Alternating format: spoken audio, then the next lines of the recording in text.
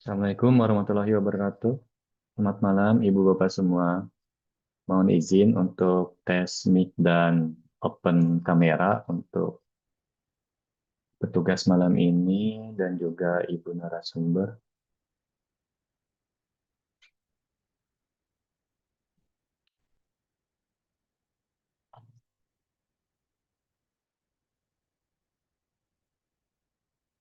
Ya, selamat malam Pak Solahuddin. Malam, Mas Fakih, aman? Ya, Pak, aman. Terima kasih, Pak.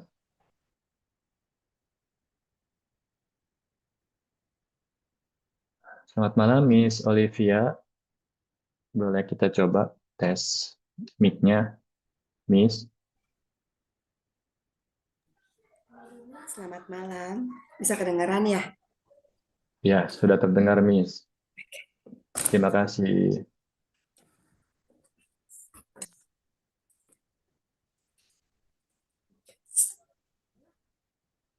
Pada Baik. Pak Ridwan udah ada belum? Ya. Ridwan.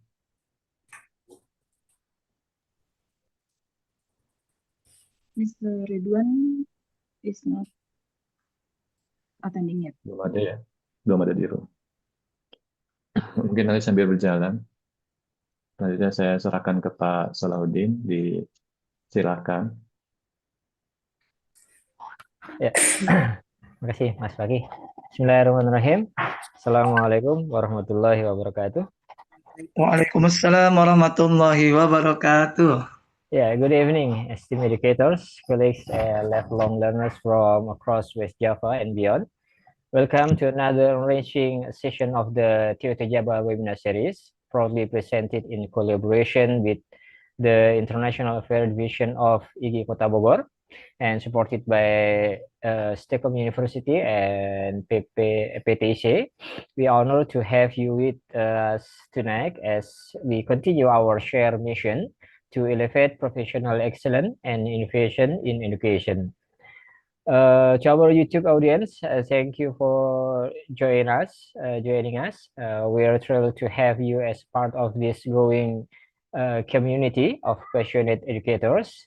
And to begin our session, let us open together by reciting Al-Basmalah. Bismillahirrahmanirrahim. Bismillahirrahmanirrahim. And now I kindly invite everyone to stand for the Indonesian national anthem, followed by a brief profile video of Stekom University.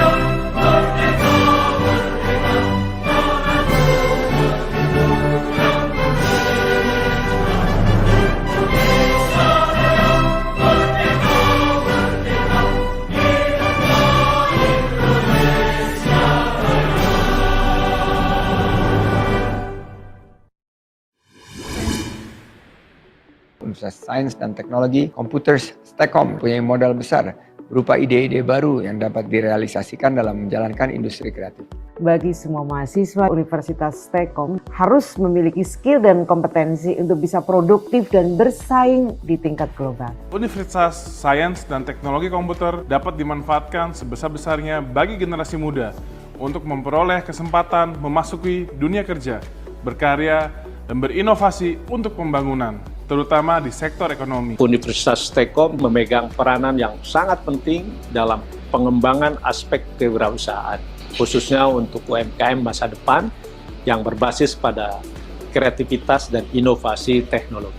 Universitas Sains dan Teknologi Komputer Semarang berani mengambil peluang dan berinovasi dalam mengembangkan kewirausahaan dan perdagangan digital di tanah air. Universitas Sains dan Teknologi Komputer mampu melahirkan lulusan yang memiliki kompetensi yang dibutuhkan dunia kerja hari ini, sehingga lulusan kampus dapat langsung diserap dunia kerja.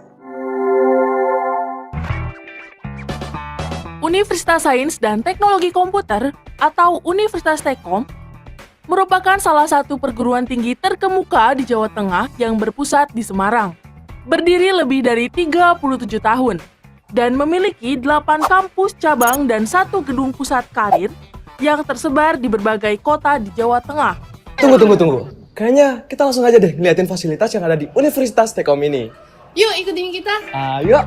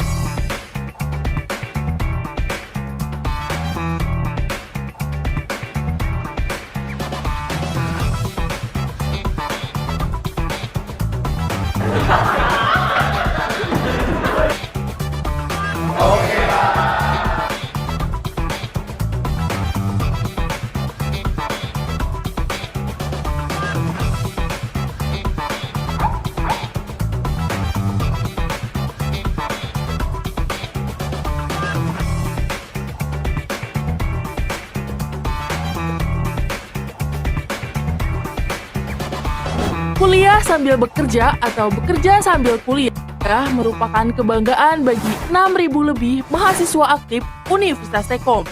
Sebuah prestasi yang selalu meningkat dan terbukti. 90% mahasiswa Universitas STEKOM sudah memperoleh pekerjaan dan sukses di dunia kerja dan wirausaha sebelum diwisuda. Universitas STEKOM juga memiliki kerjasama eksklusif dengan Toploker.com, platform pencari kerja yang mendapat penghargaan juara 1 Startup for Industry 2022 dari Kementerian Perindustrian. Universitas STEKOM juga aktif bekerja sama secara internasional dan berteman baik dengan berbagai universitas terkenal mancanegara.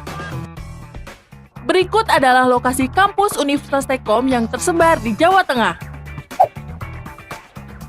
Ojo mek kerja, ojo mek kuliah digabung nek. Kerja sambil kuliah sambil kerja. Ngono iki. Universitas STEKOM, Universitas STEKOM, Universitas STEKOM. Universitas STEKOM.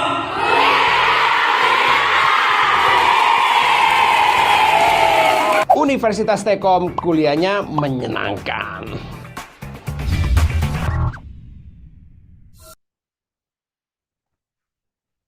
Yeah, STEKOM University, a distinguished institution within over 37 years, of dedication to shaping future leaders and innovators in the field of technology and education. Okay, before we dive into the next topic, a gentle reminder to stay focused and engaged. Feel free to submit your question in the chat box through the session, and don't forget to fill out the attendance form when the link is shared during the Q&A segment. And tonight's webinar promises to be both insightful and empowering as we explore a topic that lies at the heart of effective teaching practice, evidence-informed teaching. In an age where data, research, and reflective practice are reshaping the way we teach, the ability to make informed instructional decision is more critical than ever. This evening, we are honored to welcome Ms. Olivia Thomaswa from IGI Kota Bogor, who will share her expertise on how educators can harness evidence to enhance learning outcomes and classroom impact. Getting us through this important conversation is our moderator, Mr. M. Ridwan from IGI Kota Tangerang Selatan, whose experience and clarity will help us unpack the nuance of evidence-informed practice. So without further ado, I'd like to invite our moderator, Mr. M. Ridwan, to lead us into tonight's discussion. And let's make this session meaningful, instructive, and transformative together. Hello, Mr. Ridwan.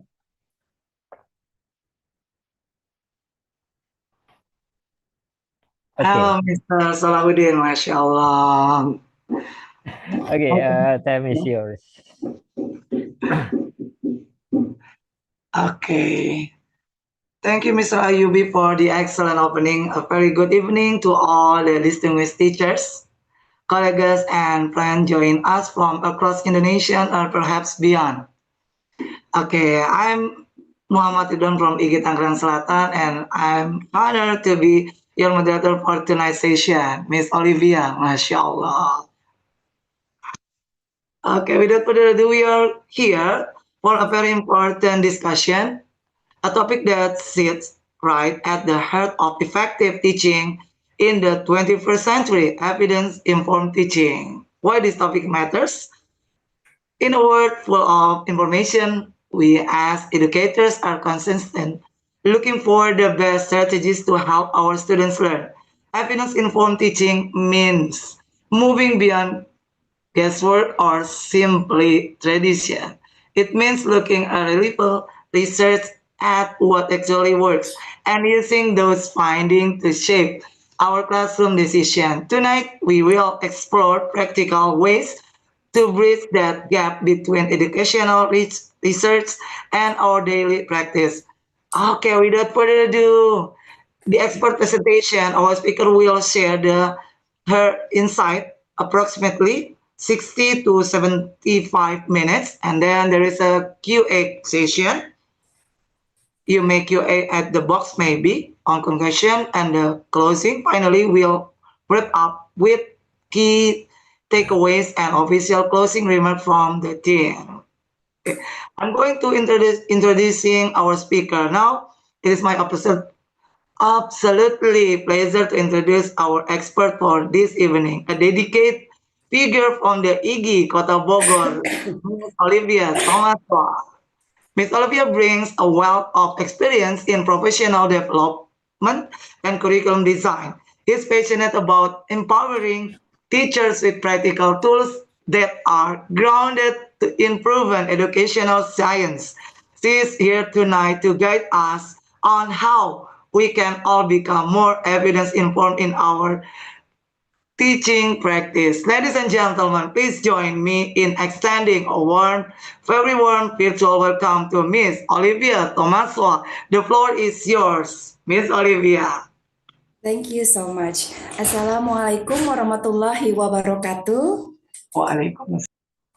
Okay, tonight I would like to share some of the information. Actually, I have this info, or I joined a webinar with McGraw-Hill, it's very good webinars. They provide a lot of webinars that the topics are very relevant with the education lately. So, but it's not about our curriculum, of course, because this is from England. And then the time is about the one that I'm going to share is I joined the seminar was 10 o'clock. So it's 10 o'clock in the evening. So it's night. So what is it in their time is still 4 o'clock, but in our time is already 10 o'clock. What is it in the evening? Okay. Well, when I was giving the title, it's about evidence. What is it? Wait, hold on. The title is evident informed teaching. Maybe some people will think about evidence. Me too, when I was joining the seminar, I think about how to gather the information about teaching, but actually this one is about, okay, wait, let me share it first. Is it? Wait.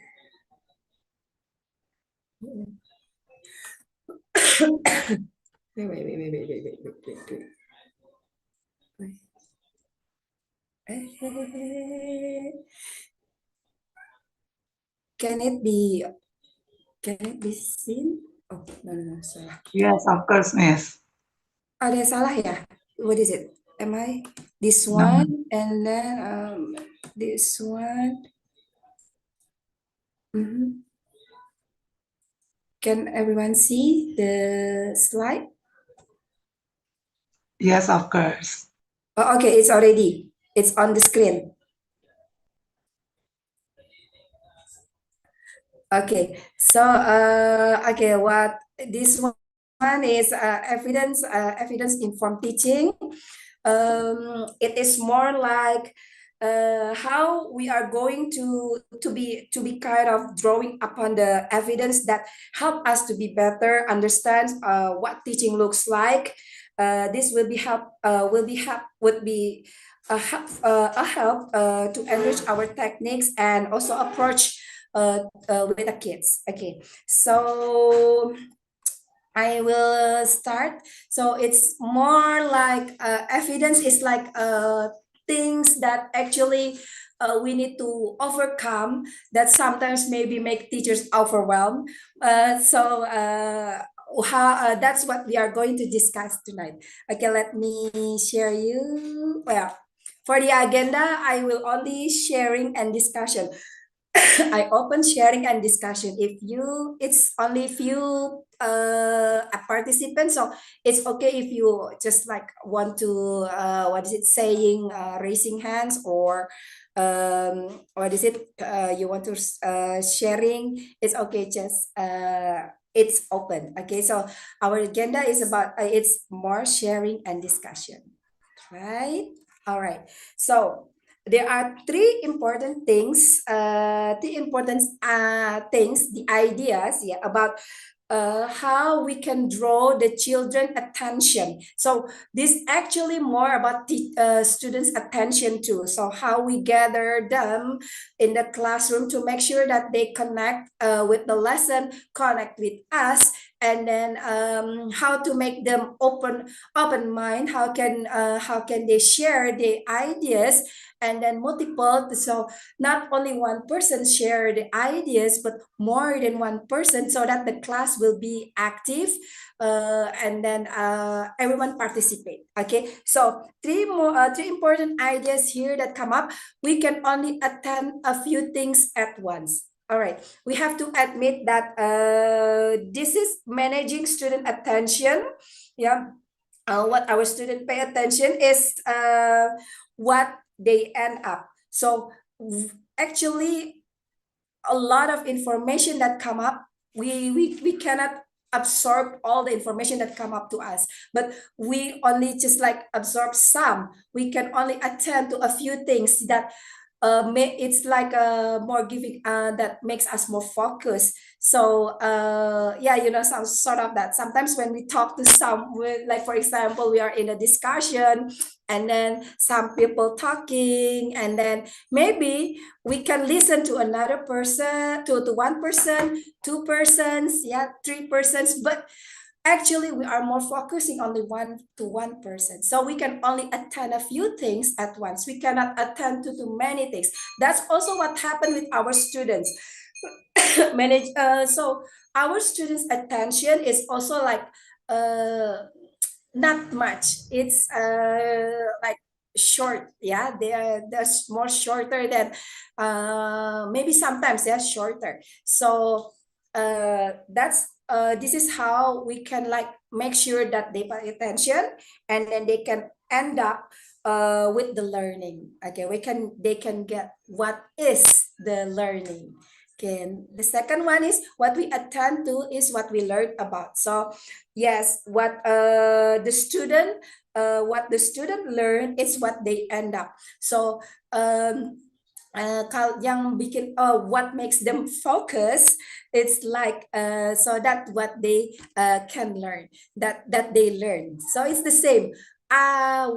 It's not only the students but also us. When we we attend to something, and then what is it, that's what we learn. We attend more to something, that's what we learn. Okay, so and then this one, the third is how we learn is more similar than it is different. So what we learn is more similar than it is different. Maybe it's like the result, or maybe like a conclusion that we make. So how we learn is more similar than it is different.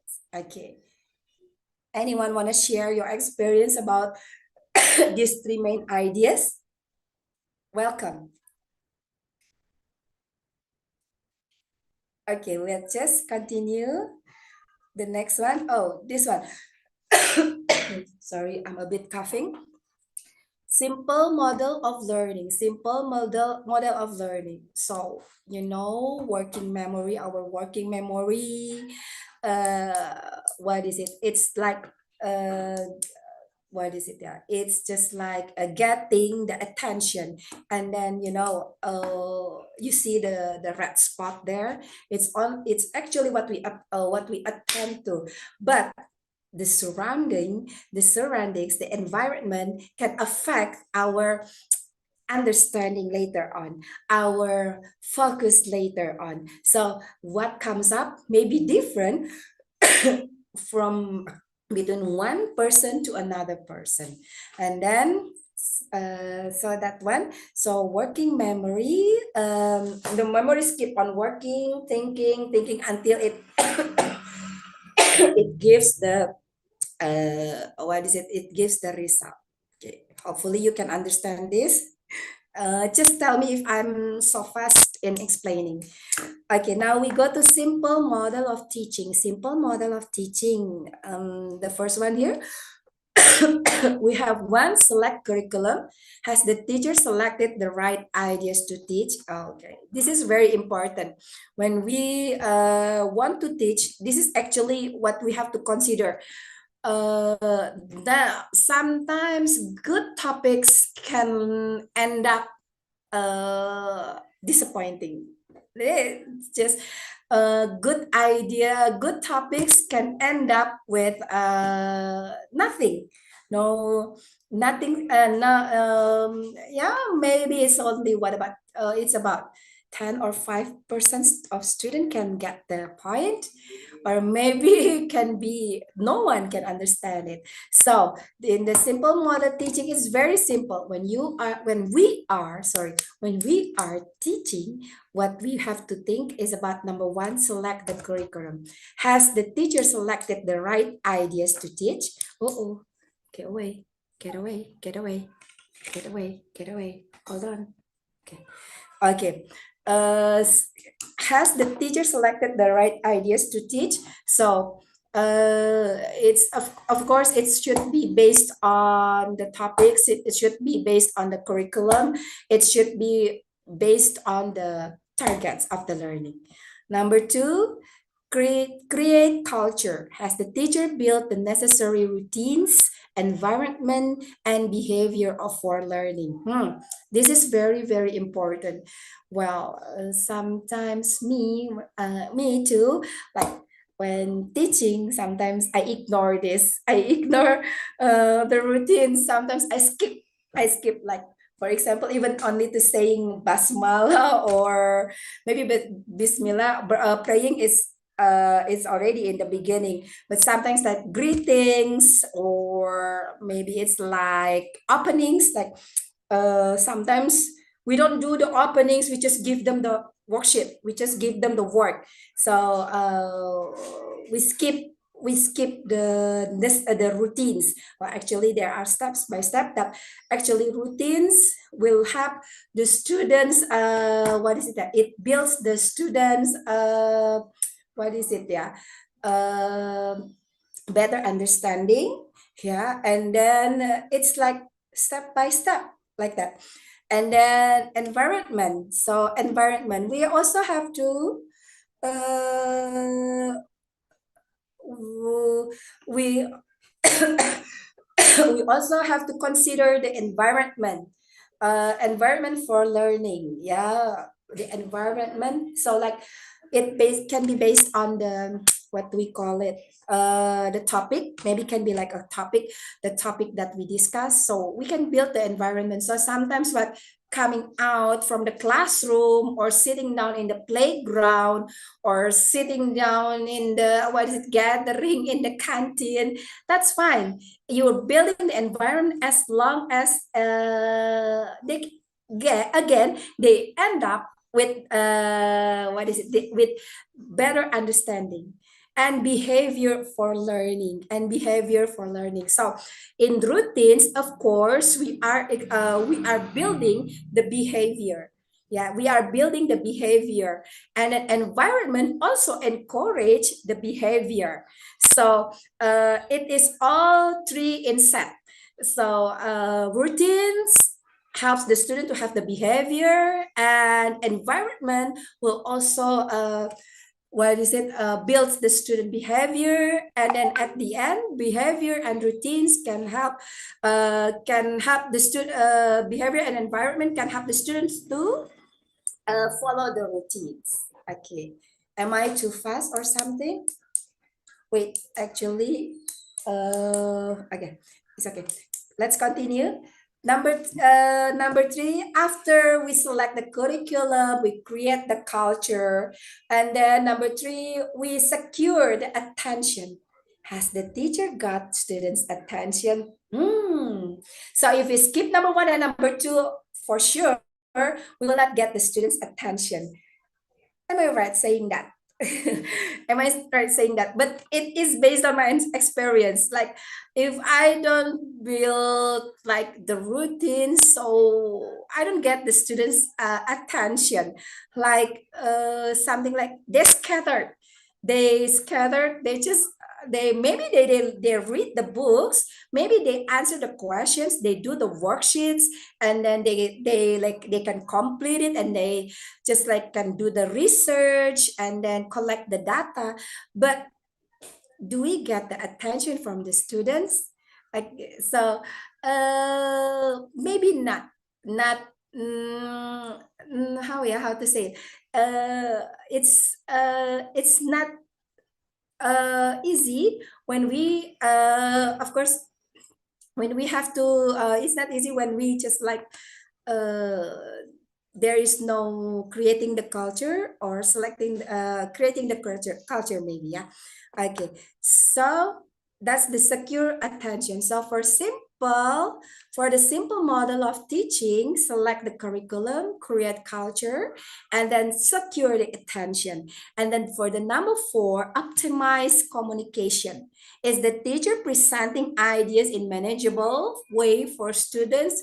Oh, this one, well, as we know, the culture, the behavior, the attitudes maybe, or maybe some of the kids are not really, not all, I mean, maybe some of them have to be learn more specific or special. So optimize the communication is better. Knowing our classroom, knowing our students is helping us to manage the students. So is the teacher presenting ideas in a manageable way for students? That's what is it? How to say it? Yeah, it's like yeah, optimize. We have to optimize the communication, of course. It's like how we presenting it by paying attention. Oh my God, that's what I'm going to say. By paying attention, what makes them paying attention about the ideas, and then how we can manage them sitting down and maybe just like listening for a while and then do the communication, two-way communication like that. Okay, and then we got the number 5. Drive thought. Is the teacher pushing students to think hard? Oh yes. Is the student pushing is the teacher pushing the students to think hard? Well, if we only like, that's why if we don't create a culture, we don't have any routines, we don't have any behavior or environment like that, we go back to number 2, I think. Yeah, or maybe students attentions, yeah, or we presenting ideas in manageable way. Can we make the students think hard? Thinking hard is not thinking hard like, for example, you giving the math problems that very hard, that very difficult, even like, for example, they are in grade 7 and then you give the what is it, the math for grade 8. No, it's not about that, but how you push your students to think. So how to make them think hard. Maybe it's the simple thing, like for example, like because I'm an elementary teacher, so I'm sorry if I giving the example about based using this elementary students. Okay, like for example, in the elementary grade 1, for example, in the grade 1, what is tree? What do you know about the tree? We just don't say, well, we just like let them based on the what is in the book, what is in the worksheet. We don't make them think hard. Let them come out with another idea. Tree is not all about living things. It's not about living things, or it's not about God's creation, but let them think about parts of the tree. Maybe we haven't explained about parts of the tree to them, but let them think. Maybe some of them already like, oh, tree is something that has the root, stem, branches, leaves, fruit, or the flower and the seeds. Okay, so they will come up with that. Even though it's only simple, tree is green, that's fine. But how with their answer, tree is green, we can make them think wider. What makes the tree is green? And then yeah, it's maybe then after that, maybe if we're talking about how plants make the food, then it's the chlorophyll or something like that, the photosynthesis. So we can direct them there, and then that's the way we have to make them think hard. Yeah, make them think hard, not just only oh, you can find it in the textbook. Okay, this is the answer, no, but let them think hard, push them, maybe even like we ask them to go out to look for a plant or a tree, and then let them do the research about it. That will be fine. And then number 6, gather and give feedback. Is the teacher assessing, learning, and responding? Gather and give feedback. Yes, this is very important. Me myself, sometimes I forgot to give feedback to my kids. It's sometimes like, what is it? Actually, feedback is very important for the kids, yeah. And then also for us, so that we know how far we have learned, and then so we know also like how far we deliver the lesson, and then how far the students get the ideas or the lesson. You don't come on just stay in the room. Hey, shh. Okay, sorry. And then okay, let's go back here. Is the teacher assessing, learning and responding? Of course, we're doing the assessing. We do the assessment for the kids. We do the assessment. We assess the students. Yeah, with the test, maybe with the formative, summative, yeah, or maybe it's just like an interview, yeah, something like that. And then number 7, ensure consolidation. Is the teacher helping students to consolidate their learning? So this is very important. Well, that's why we need to do the gather and give feedback. Gather the what is it? Yeah, it's like the result, or this is from the test and then from the assessment and then give feedback. That's why, so that we later on we can ensure the consolidation. We can make sure the students consolidate with what they have learned. Am I too fast? Shall we continue? Yes, of course. Okay, again, then this one, why it's not moving? In the last, wait, hold on. Wait.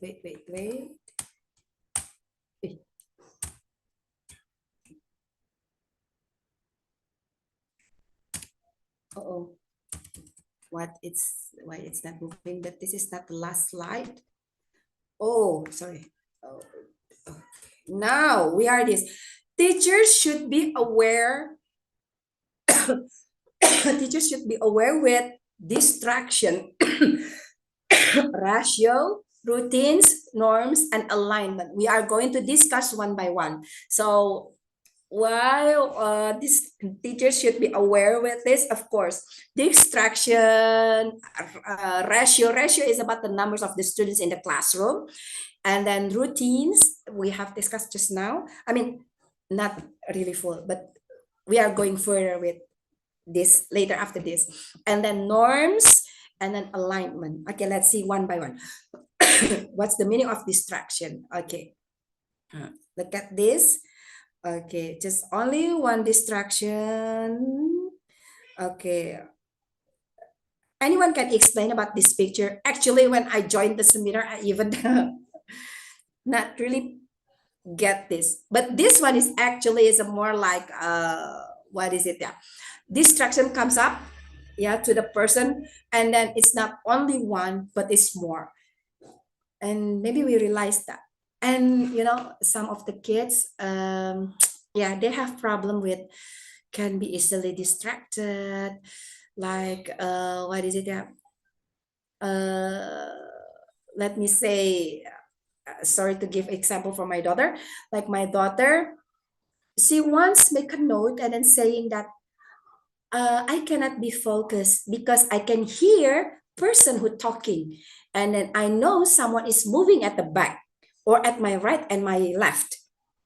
That she made the reflection last time, and then I found it, and then oh, I know she's actually really easily get distracted. So okay, that's why it's sometimes she understands the topic, but sometimes she needs to repeat and brings home and then repeat again. So distractions, as some of the kids have the problem with the distraction. Okay, we estimate that a typical classroom is interrupted more than 2,000 times per year, resulting in the loss of between 10 and 20 days of instructional time. This is the research from Kraft and Monty Nussbaum in 2021. Oh, not, yeah, 4 years ago. So, yeah, the interruption can come for 2,000 times in a year. Well, I cannot imagine that. So how we encounter this, how we encounter all this distraction, this interruption. So it's very important. That's why well, it's like what is it? Yeah, it should be manageable, and then teachers should have some of the technique and approachment for to make lessen the distraction. Let's see. Okay, potential learning. Look at this. A typical lesson, yeah, a typical lesson. Potential learning is more than itu how much percent, yeah? Is it more than is it more than 56, 60% something? Is about 60 or 60%. So behavior and interruption. Actually, instruction is very small, and then behavior is bigger.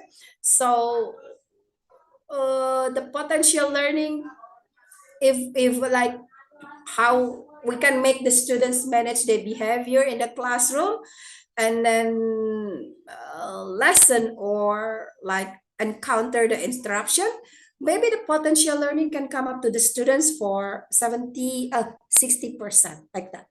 So like this one. Okay, let me continue. Duration of disruption, and then lost learning time. Duration of disruption is shorter than lost learning time. Sometimes, yeah, even we have to sometimes we teacher also can be easily distracted.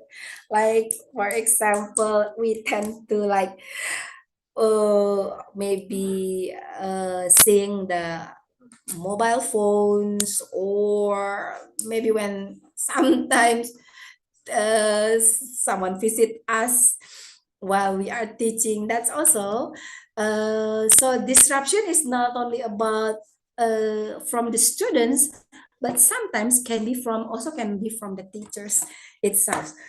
And then we can lose learning time. What is it? Yeah, it can wasting. It is wasting. Okay, let's continue again. Environment, social tech, instruction. Okay, this one is environment, social tech, and instruction. This is things that can break the distraction. The environment is very important. Building the environment that like manageable, and then friendly to learn, yeah. And then the instruction should be clear. The teacher should give the instruction very clear, or repeating, or just like writing on the board. Okay, writing on the board the instruction, that's very important to like maybe in the beginning of the classroom, just settle with the kids about the rules of the class today, and then telling them what's the topic about, and then what they are expected to share, the ideas, something like that. Okay. And then how they can work together with the friends.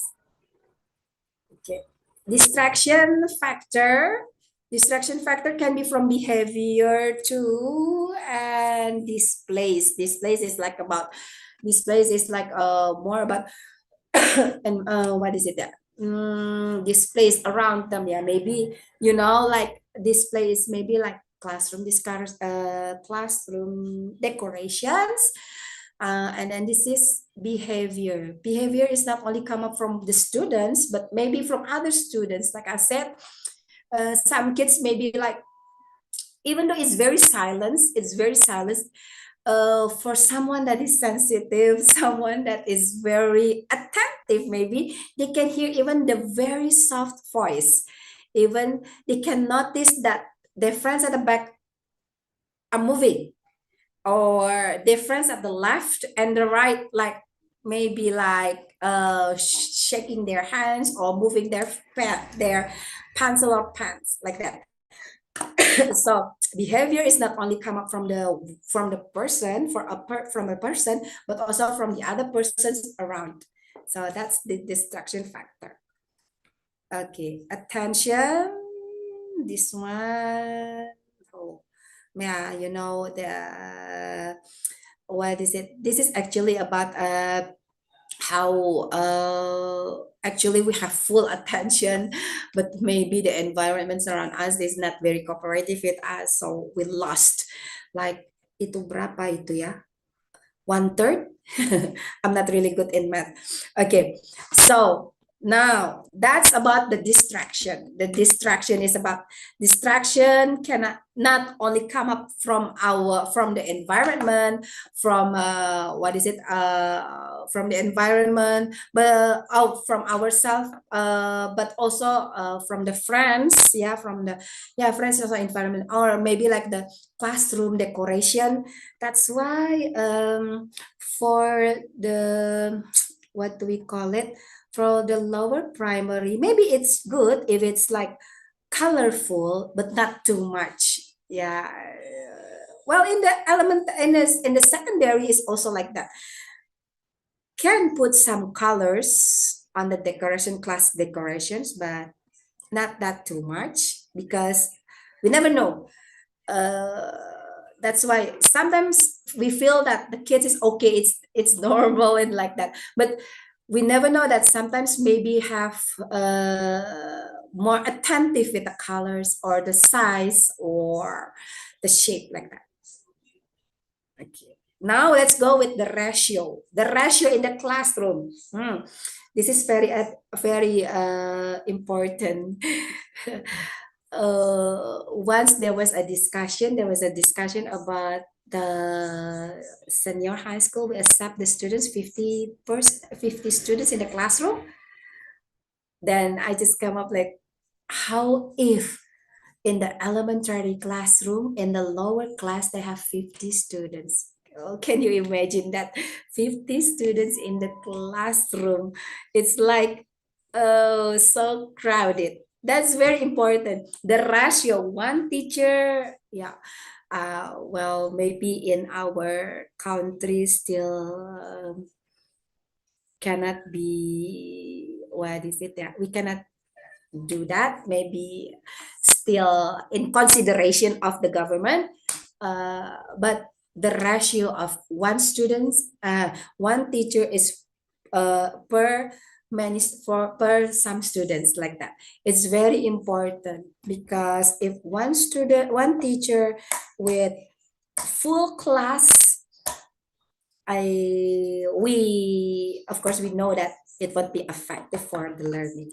So ratio is very important. Like this picture can be seen, and that you can see teacher is only for 1, 2, 3, 4, 5, 6, 7, 8 students. Wow, this must be very effective if it's one teacher only for 8 or 10 students. Yes, that's the ratio actually. One teacher is for 10 students, like that. Okay. The ratio later on, this one can push the students to think hard. Tadi kan kita in the beginning we just know that how this teacher can push the student to think hard. So this also we are going to discuss it in the ratio. So like for example, here we have Joe. What is a noun? Only Joe thinking, because we only calling Joe. Joe, what is a noun? Because we mentioned Joe, so Joe is thinking. Okay, Joe, what is a noun? Still, Joe is thinking. But when we don't say Joe, like, what is a noun? You have 20s to jot down your thoughts. So this one is not only for the selective students, but can be for the whole class. So all students are thinking. Now you have 20s to share your ideas with your partners. All students are thinking. What is noun? Waiting and scanning for 10 seconds. Joe. So like this one is number 3 is like, what is a noun? We ask to the whole classroom, but at the end we ask Joe. So the ratio is also can be like this during the lesson. We can ask for all the students first, like not only focusing to one person, to Joe, but to whole. And then after that, at the end, we can specifically ask to one student. Okay. Now, this is about the ratio we end up and routines. Oh, cue actions. Routines. Okay. So, of course, in routines, of course, cannot be one teacher only. If one teacher on in the school, I mean, it's if routines, it should be like whole whole member, the whole school members, like if only one teacher doing the routines, that won't be effective. But if the whole teachers in the school doing the same routines, he mentioned that Prep mentioned that what is it? The school have to discuss about the routines. And even though later on in the classroom you'll end up with specific routines, but at least the school community has the same routines. Later on, the routines will be depending on the topics or the subjects, but we have to discuss about the whole the whole routine together, and then the whole the routine together, and then have to be the same. Yeah, so like it's also like not only for the teachers, maybe for the admin staff is also included. Okay, let's see. That's about routines. Now let's go with the norms. This is the norms, school rules. Okay, school rules. Yeah, well, with all many cases now lately, some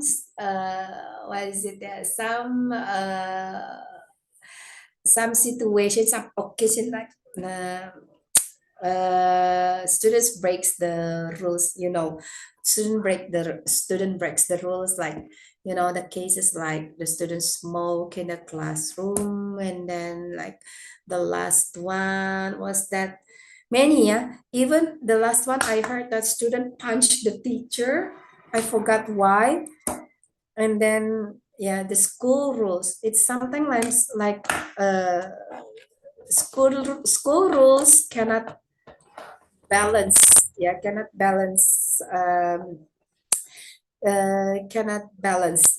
be balanced, cannot like apa tuh kemarin dia bilang, cannot be like helping the students to stay in the rules, in the school rules. I don't know, maybe the norms in the schools, and then in their places, in their home, in their environment is not the same. So that's we have to encounter actually. We have to encounter how to make sure that rules at home and rules at school is of course different. And then some cases parents, they're more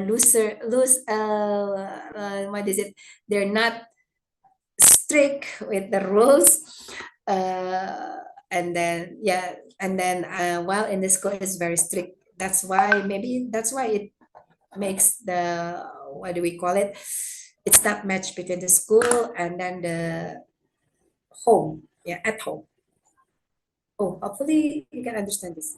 See this one, the picture is about, so norms and school rules are like push and pull, like that, tarik menarik. Okay, that's about the wait, that's about the norms. Okay, now this one, alignment, misaligned and aligned. Alignment, we have to make sure that the lessons, the students and the teachers are in the line. What is it? Aligned. aligned. Yeah, is aligned, not misaligned. So here we have effectiveness, effectiveness and sustainability. We gather all together, then it becomes the, what do we call it? Alignment. Okay. So that's it. Okay. If I'm too fast, it's okay, yeah. Okay, so this is the summary of our topic today. Teaching is important, but unintuitive evidence can shore up our experience. Distractions, ratio, routines, norms, and alignment are more powerful than we tend to assume. They are high impact to the student growth and development, not only for student learning, but for belonging, equity, and workload too. Okay. So that's what I can share. Maybe you have do you have questions, or maybe someone here joining the seminar with me, the webinar with me too last time. Maybe you can just like, what is it? Apa ya? Matching, maybe like that. Okay, that's what I can share tonight. Okay, any questions? Please do. Don't be hesitate. Okay, well done. MashaAllah. Great explanation. There are so many information that we have already got from Mrs. Olivia. MashaAllah. I think that we're supposed to have a lot of interaction, or maybe we are going to have a discussion, so we can have QA, I think, this session. Maybe all of the person over here, maybe the people over here, maybe Mr. Ayubi have a question, Mr. Faki, and then Mr. Ade maybe, or Mr. Anton, Miss Etik, MashaAllah, and then Mr. Gentina, if I'm not mistaken, that's Mrs. Novila, Mr. Samar, Miss Ref, if I'm not mistaken, Mr. Ridwan, we have the same name, Mr. Rusli, and then Mr. Shahinidur.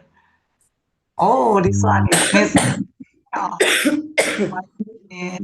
Tia, Miss Michelle, Miss Ronald, Mr. Ronald, Miss Tonok, Miss Unai or Olga, Miss Yoni, Miss Yunita. So we are going to have small discussion maybe related about the knowledge that Miss Olivia being given. Oh, there's a question over here, Miss. Okay, let's see this one. This is from Pak Anton, yeah, Mr. Anton. Okay, let's see this one. It prioritizes measurable accuracy, right? Okay. Oh, sorry, EIT, what is it? Mr. Anton, can you explain it? Evidence. Oh, evidence informed teacher. Oh, informed teaching. Okay, the title. All right. EIT prioritizes measurable accuracy, right? Real communication values and intelligibility over perfection in English teaching. Common evidence. How to say it? Yeah, real communication values intelligibility over perfection in English teaching. Actually, I don't really understand. Maybe Mr. Anton, you can just like come up and talk to me, like sharing. Maybe I just so that will be more what is it? Yeah, directly. Actually, for me, maybe. Mr. Ridwan, can you explain about me a little bit about this? Real communication values intelligibility over perfection in English teaching. Because sometimes talking grammar mistake is okay. I see. And then not in EIT, not in IIT. But it is in the well, that one is maybe in like in the formal discussion, maybe. Is it? Am I right?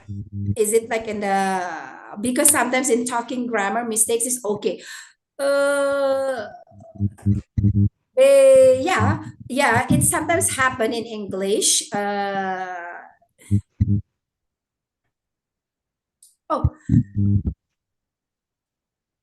oh, EID must, everything must be measurable. Oh, in actually this no.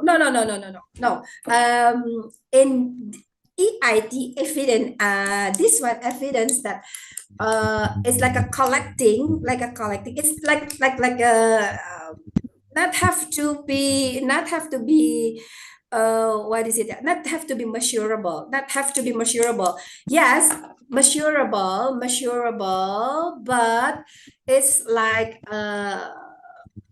not always measurable, like you said, sometimes talking grammar mistakes is okay, yes, it's okay in English, right? In English, oh yeah, you're the English teacher, okay, so okay, so okay, I understand. Okay, because sometimes in talking, grammar mistakes is okay. Yes, that's okay. Well, actually, in what we call about evidence is like the sample of this one, Mister, the one in the slide. Where we hold on there for a second. Where is it? Yeah. Oh, this one. It's like drive thought. It's like a teacher pushing students to think hard. So yeah,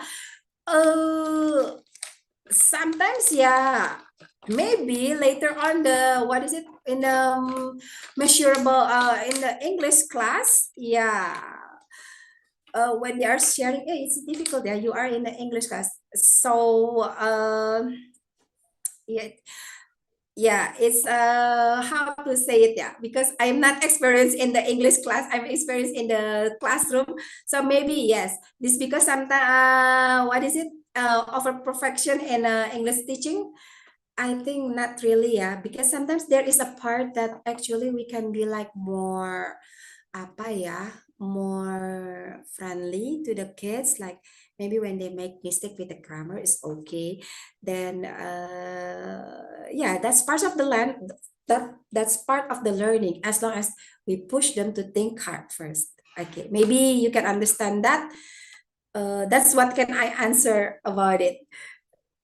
Okay, let's go. Is it okay, Pak Anton, Mr. Anton? Definitely okay, I think, Miss, because he still Okay, now let's continue, guys. Good evening, ma'am. This is came from, if I'm not mistaken, Mr. Ronald, asking about how can we manage distraction with specific classroom strategy that will cater the diversity of learners in secondary or tertiary level, Miss. All right. Actually, in secondary and tertiary, it's like a lesson, yeah. More, it's not much. It's not like in the elementary, because the students actually actually even in the higher elementary, the students are already settled down. So when they are going to the secondary or tertiary level, actually it's already fine. But the problem is actually it's about behavior. It's about the way of the thinking and the culture, back again to the culture at home maybe, and the friendship. It's more like that. And then how can we manage the distraction with specific classroom strategy that will cater the diversity of learners? It's about like, I more prefer like putting the kids and the students and the fellows in a group, not based on the similarity. Even I like to gather them, I like to put them in a group with the diversity, with the we can see the diverse, we can diverse them like that, so that will be more interesting. So one can one can influence others, so like that. Classroom distraction is well, classroom distraction is, yeah, classroom distraction is a lot, even comes up from the students, even comes up from the topics, maybe the topics that is not very interesting, sorry, the topic that is not interesting, kids will not pay attention with that. Okay, some. Okay, is that what you're expecting, Mr. Ronald? If no, okay, all right, thank you. Anything else? Wow, excellent. Many thanks, Mr. Ronald. Okay, thank you, Miss. Okay, any other maybe are going to join with the discussion for this night, because we are going to have a lot of discussion related with EIT. Wow. Evidence, inform, the teaching. Wow. Oh, there is other. Well, you know what about AI? Some of the seminar that the webinar that I joining about the AI, actually it becomes the struggle, and it becomes the very high disruption, very high distraction for the AI things, yeah, something like that. And then also the technology. And then, as we know that some of the countries are, they already cut off using the mobiles or the, what is it, the iPads or internet in the classroom. They back to the what is it? They back to what do we call it? Books, with the textbooks and research like that. Okay, so technology is the biggest, actually one of the biggest distraction and interruption lately. Okay, and we have here again, who is that, Mr.? What? How do you read that EIT with deep learning, Olivia? EIT, this is actually this is actually deep learning. This is actually deep learning. You know, the simple, this one is the deep learning. Wait. I share again. Okay, let me share again. Wait, hold on. I have plenty of here. Is it the okay?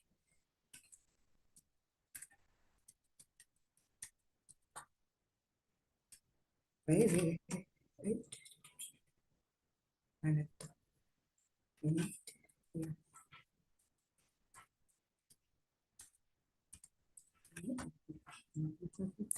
This part, wait, I'm going to this part. Am I this way? All right, this one.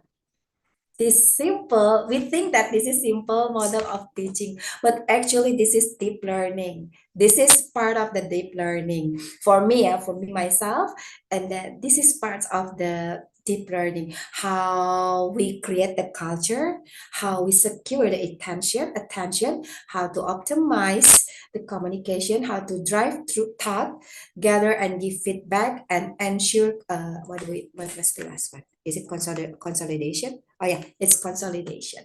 So actually, this is when we do this, what is it? We already like doing the deep learning. It's for me, yeah. It's for me. And then based on the experience, when we talk about deep learning, actually deep learning is also like not only about how much knowledge your kids gather, but it's more how much they can manage themselves, like that. Maybe Pak Anton, Mr. Anton,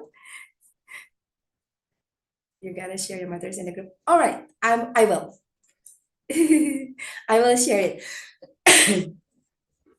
Okay, any question again? It's still 20, what is it?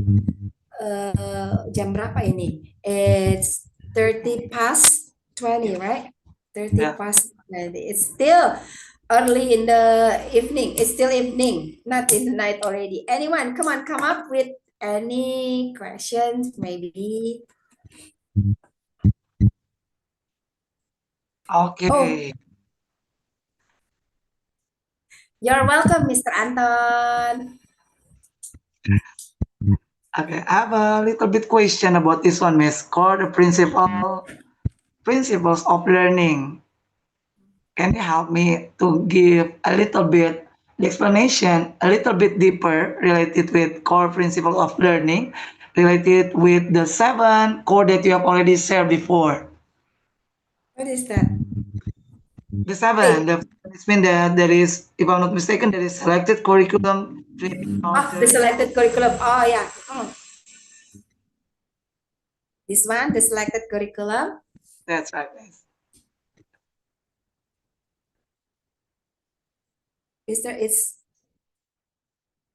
I cannot hear the voice. Wait, hold on. Mr. Ridwan, can you repeat once again? Okay. Tadi putus-putus.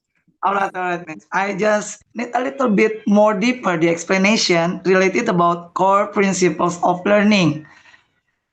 This explanation, I want to get from the selected curriculum, and then the other one is created culture that you have already give the information at the slide. Simple, if I'm not mistaken, is simple at the first. Oh, so who can answer it? I give to the floor. Come on, anyone? Come on, any ideas about it? Because we have, if I'm not mistaken, we have 23 members in this Zoom. Yeah, in this room. Come on. Anyone wanna share your idea about the question? Maybe Mr. Ridwan, you can type it in the message. Okay. So what is it? Maybe others can answer it. Come on, anyone? We have here 20 lah. 20%. You can say. Anyone? Maybe you can just like giving the the response to the question of Mr. Ridwan.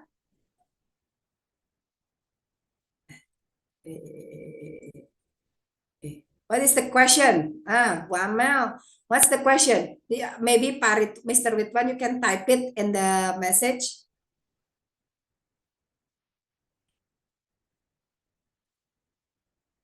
Or you can say it. I'm typing, Miss. Wait for a while. I'm using my cell phone, so I cannot pass.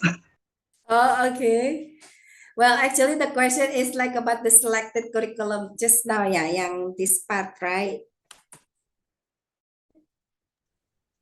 The selected curriculum. My typing is lost. How come this one?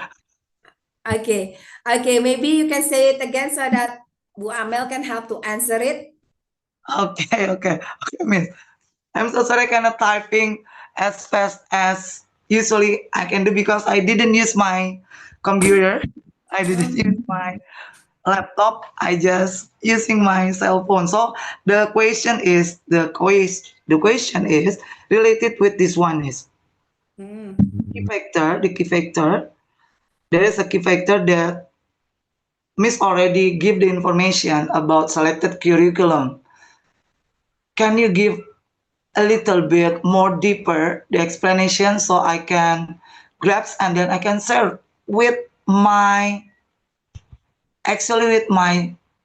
student in the classroom, not with the teacher but with my student in the classroom. But the selected curriculum is what you have in the school. It's you have it in the school, right? The selected curriculum. Maybe you can just like from the what do we call it? The instructional target, like that, from the instructional target, or I'm not. Maybe we different. We have different terminology about this one. Maybe like for example, like the concept in maybe in my places we call it as the concept. So how we deliver the concept. So we selected with the selected curriculum. With the selected curriculum, like for example, the part is like how to deliver the concept. So of course, in this part, we as the teacher have to be more informative, I think. Yeah. We have to make sure that the concept is connected to the target that the school wants the student to achieve. Is it like that, the answer? Is it correct? That's right, Miss. Okay, clear enough. Clear enough. But yeah, if it's like if your question is about the selected curriculum, so it's like so it may be like the concept, like I have this transdisciplinary team, for example. In the transdisciplinary teams itu later on, we are going to discuss about one theme, and then we will have to make sure that we understand the concept, and then we have to understand. Oh, okay. It's okay. We have to like more what is it?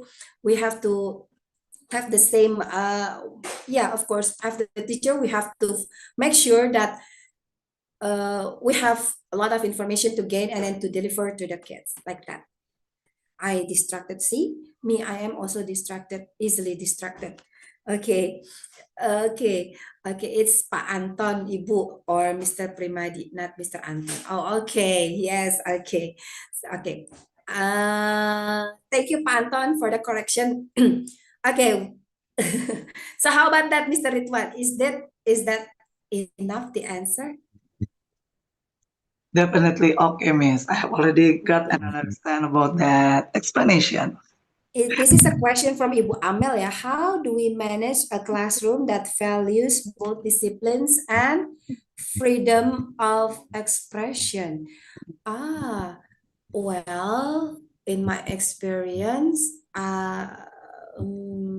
well, sometimes what we call as freedom expression, I allow the kids to express I allow them to express their feeling. It is allowed in my school, in my previous school, in a place I work. They are okay to express their thoughts, express their thoughts, their feeling. That's okay. That's fine. Sometimes crowded, that will be fine. That will be fine. That will be okay. Sometimes with that, they will find out new ideas again. They get more information again, and then both. And then it's not breaking the discipline because it is a part. I mean, what is it? Yeah, how do we say it? I am a teacher too, that I used to teach with. There are time for you to sitting down, but there are time for you to express yourself, like that. Or it's not a discussion. It's not only about when there are too much crowd, I would just like stop, quiet. No, but maybe like the rules, like I used to what is it that maybe say in like what do we call it? Yeah, telling them to be more quiet, lower down their voice, maybe like that. So manage the classroom that values both discipline and freedom. Sometimes discipline and freedom of expression is apart.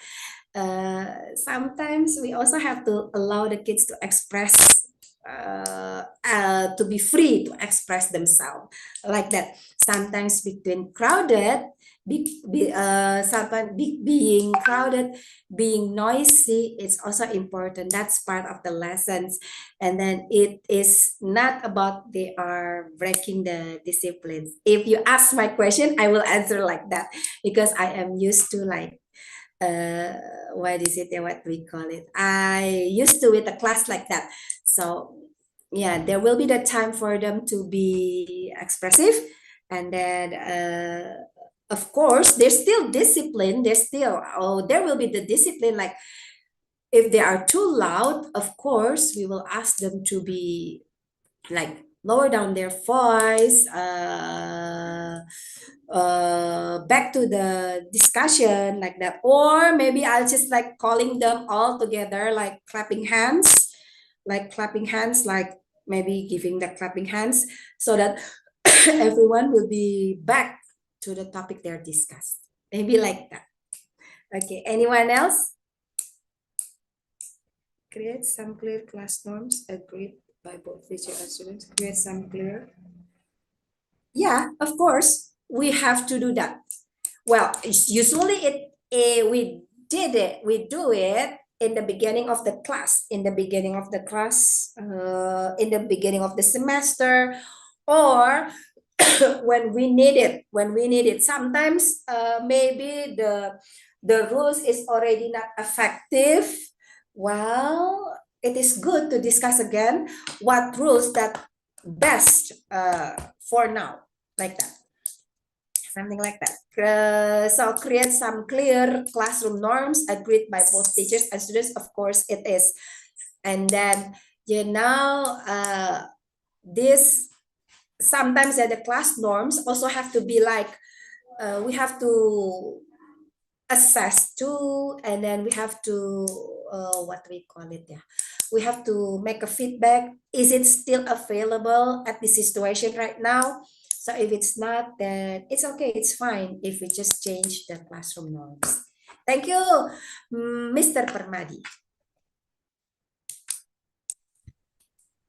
Any others? All right. Is it clear? Is it clear? So the main point is expressive and still keep into the discipline rules. Okay.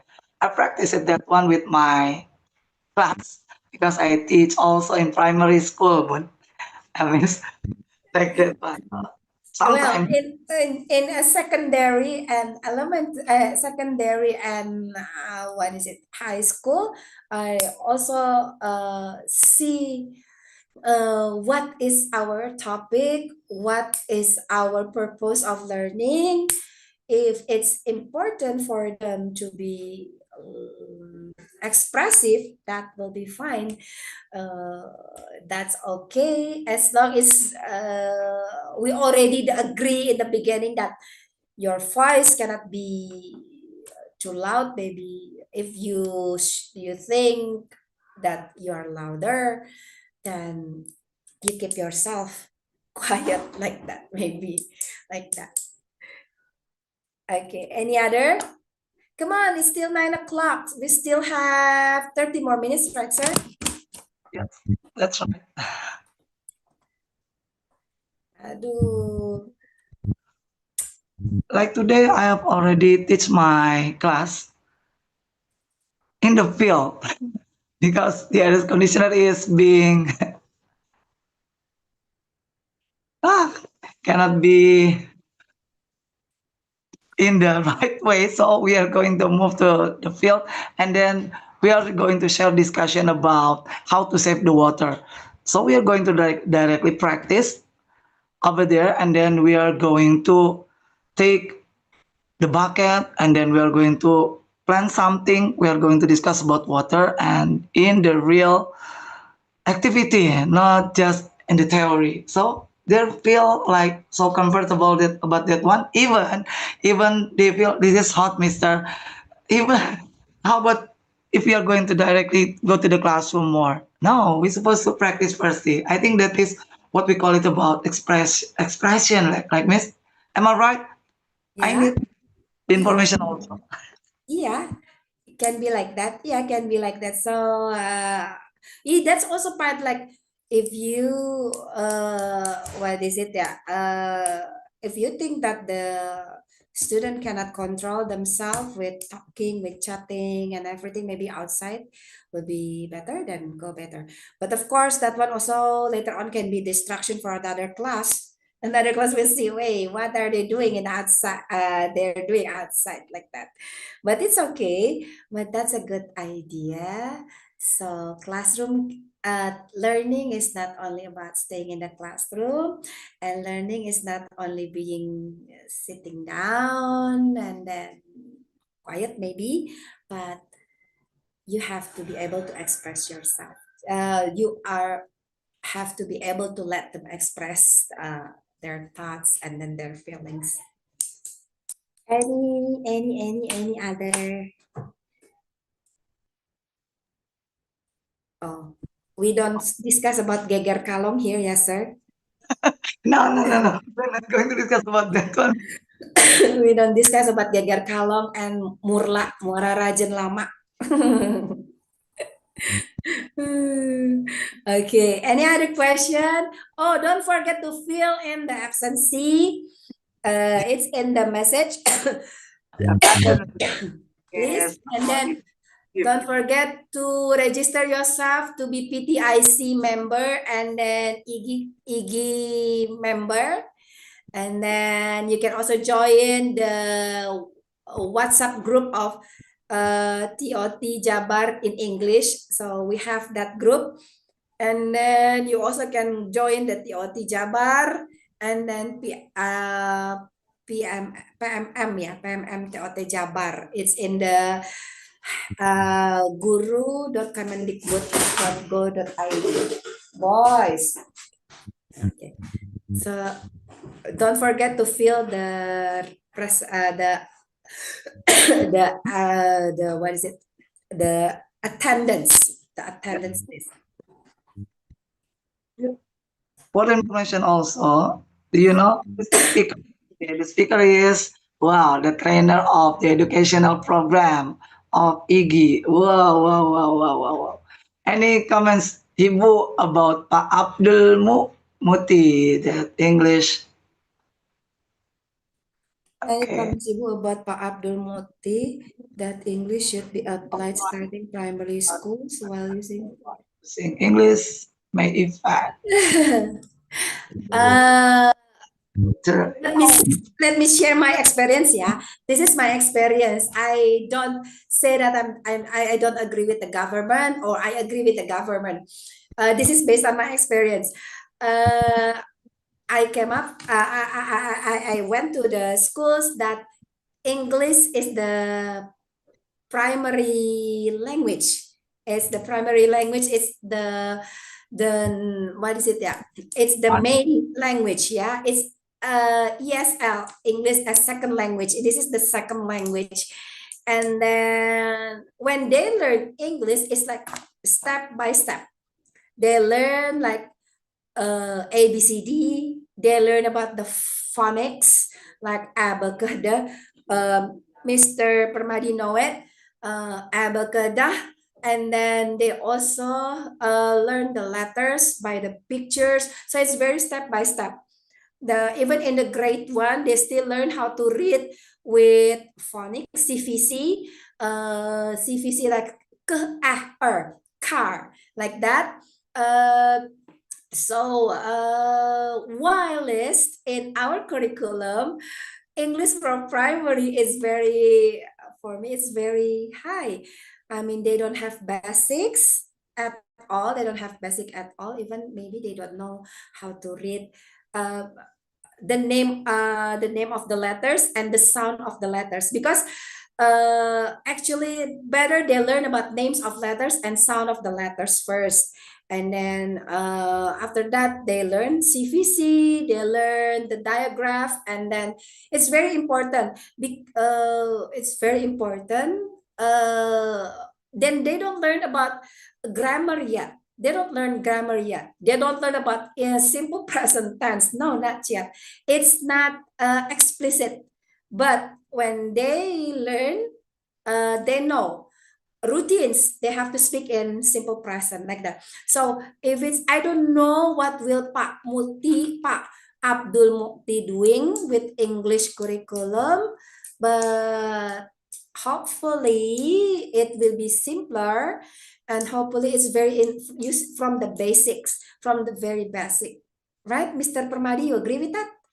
From the basic, very basic, because I teach some of the elementary students from the from the public school. They all the and then the problem in our school in the local schools, they still cannot learn. They still cannot read. So better also that they can read their mother language first. Jadi, the step of learning English should be master the language, the mother language or bahasa Indonesia, then they can learn English. That's why I suggest you don't let your child don't push your child to learn English in their earliest while you are speaking bahasa Indonesia. So better they understand bahasa Indonesia first, they can read in bahasa Indonesia, then later on they can learn English like that. So I don't know where Pak Abdul Muti will bring the English curriculum later on in the elementary school. For me, what I have faced lately, when I teach private, I teach English course. Grade 1, they already learn about how to write good morning, how to write how are you, while even they don't know which one is H, which one is O, which one is W, which one is O, W. Then they like that. So I don't know. I agree if English applied in the will be applied in the elementary in the primary schools. I agree. It's very important, but hopefully the government can be like more more specific with the curriculum like that. Right, Mr. Permadi.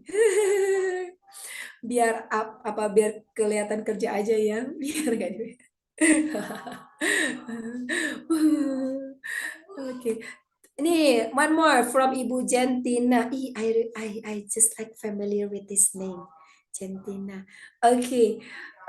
To what extent can deep learning occur when Indonesian children are forced to learn a foreign language such as Portuguese, which is not part of their culture or linguistic environment? Does this practice enhance cognitive development, or does it have authentic understanding and motivation to learn? What do you think, ma'am? Let's demo the government. How can you teach even the elementary, even the grade 1 still cannot read bahasa Indonesia? You want to teach them with the Portuguese? Okay, let's go to the Kemendikbud together. It's like it's funny for me. Why should it be Portuguese? It's not part of our culture. Maybe in Nusa Tenggara Timur, yes. Some of Ambonese in my place, in my hometown, yes, we speak Portuguese, not Dutch. We speak Dutch, Portuguese, and then Spanish. But it's not grammatically. It's just like they can speak only, but we cannot like Portuguese in Java. It's no.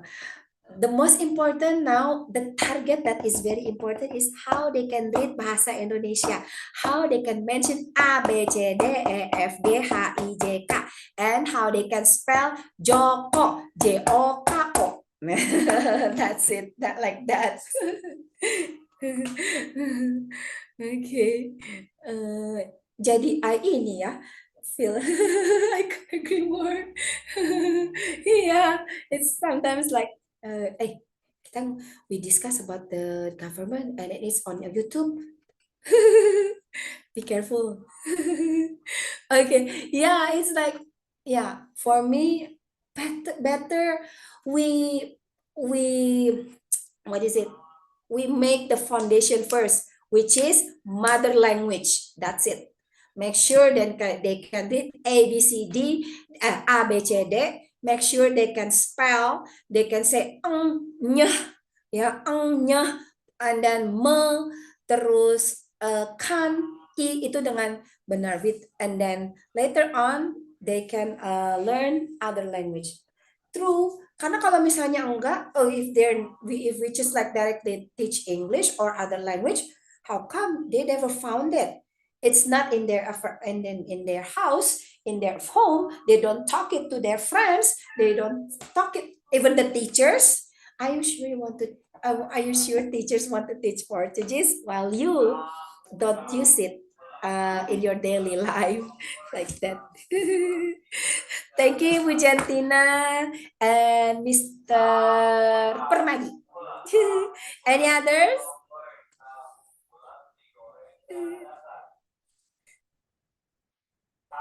Ayo, come on. We still have how many more minutes, Mister?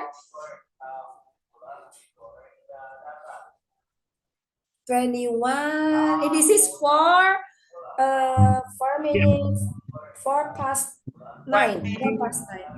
It's 21 minutes. Why did you come up with idea of EIT tonight? Oh, what is it there? Actually, at the beginning, I replaced my friend because she couldn't make it today. So I replaced her. And then I choose EIT because I just got this webinar with McGraw Hills. And then, yeah, this is like still common in our in the school, in our school, in the schools in Indonesia. Maybe it's still like what is it? Yeah, we still need it. We still need information such as like this. So that's why I.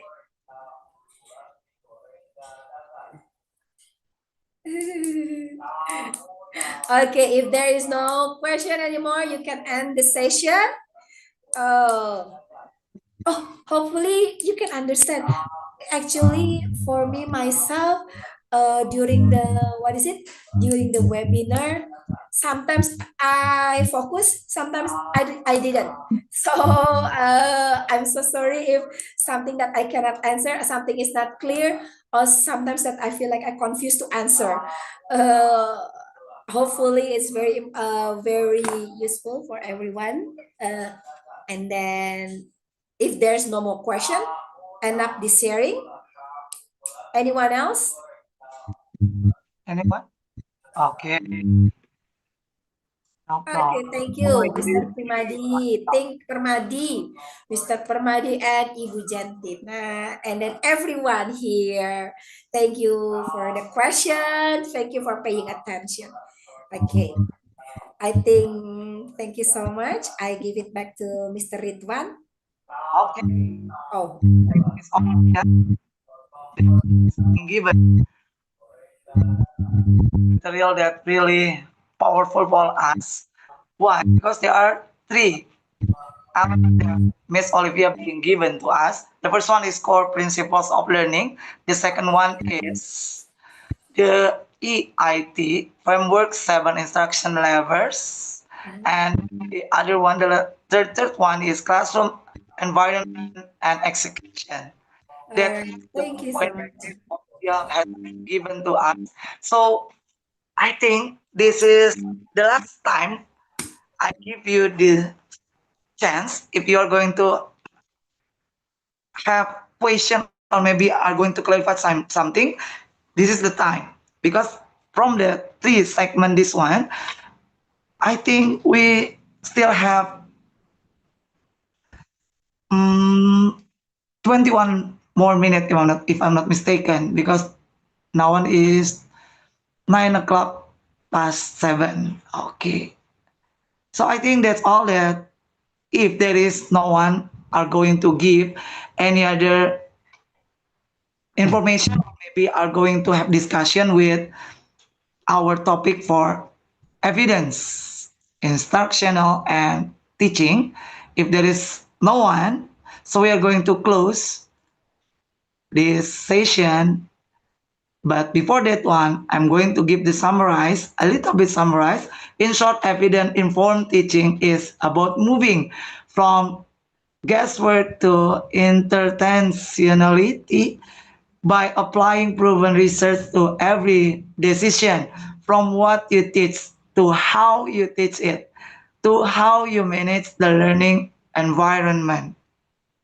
From me, Muhammad Ridwan, IGI, Tangerang Selatan, collaborate with IGI Kota Bogor, that being served this program of from teaching this evening with Miss Olivia. If there is no other question, I'm going to give it back to my big brother or my this one. There is a Mr. Ayubi. Mr. Ayubi, they're still over there, Mr. Ayubi? Yeah, Mr. Ridwan. I think we have already done with this small discussion. Are you going to have something that are going to share with us, Mr. Ayubi? Nothing. Yeah, we'll conclude next. Mr. Ayubi, someone is being best regard to you. Did you know Mr. Mardani Akbar? Yeah. Oh yeah, from Guangzhou. Best regard to Mr. Ayubi. Okay, I think that's all that from me as the moderator for this night. And then I know a lot of mistake that I've already given with my tongue, because I still learn from Miss Olivia and from you, of course, Mr. I think that's all from me. Wassalamualaikum warahmatullahi wabarakatuh, Mr. Ayubi. Yeah, thank you. Okay, thank you all for joining us this evening. We have just concluded a thought-provoking and enriching session on evidence-informed teaching, featuring insightful perspective from Ms. Olivia Tomasoa of IGI Kota Bogor. Her reflection on integrating research and data into classroom practice have provided us with practical strategies to enhance learning outcomes and foster more intentional teaching approaches. And we also extend our sincere appreciation to our moderator, Mr. Ridwan from IGI Kota Tangerang Selatan, for guiding the session with clarity and professionalism, helping us explore the importance of reflective practice and informed decision making in education. A special thanks to IGI Kota Bogor, Stekom University, and PTIC for their continued support and contribution, especially in providing certificates for this webinar. Their commitment plays a vital role in advancing quality professional development for educators across the region. We would also like to recognize the dedication of the TOT Jabar organizing team. Our heartfelt gratitude to our founder, Ms. Ari, and to Mr. Joko, Ms. Amel, Mr. Ridwan, and Mas Faki also for their tireless work behind the scene to ensure the success of this event. We kindly remind all participants to complete the attendance form shared via the Zoom and YouTube chat link. This step is essential for certificate processing, which will be complete within 5 working days. For ease of access, the link is also pinned in the TOT Jabar WhatsApp group description. Please double check that your contact information is accurate to avoid any delays. And once again, thank you for your participation, your thoughtful engagement, and your commitment to continuous learning. We will look forward to welcoming you at our upcoming events as we grow and innovative together. Let's close this session by reciting Alhamdulillah together. Alhamdulillah. Until next time, stay safe, stay inspired, and continue making a positive impact in your educational journey. Wassalamualaikum warahmatullahi wabarakatuh. Waalaikumsalam. Thank you, Mr. Ridwan, Miss Olive, Mas Faki. Thank you for the Terima kasih. team. Ya.